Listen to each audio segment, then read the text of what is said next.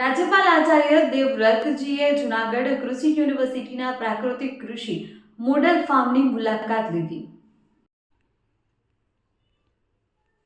જૂનાગઢ તારીખ 21 રાજ્યપાલ આચાર્ય દેવવ્રતે જૂનાગઢ કૃષિ યુનિવર્સિટીના 21મા પદવીદાન સમારોહમાં સહભાગી થયા બાદ કૃષિ યુનિવર્સિટીના કેમ્પસમાં આવેલા પ્રાકૃતિક કૃષિના મોડલ ફાર્મની મુલાકાત લીધી હતી.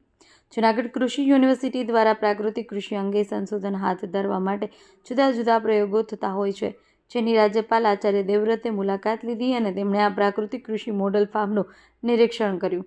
પ્રાકૃતિક કૃષિના જુદા જુદા આયામો સંદર્ભે ચર્ચા કરી હતી.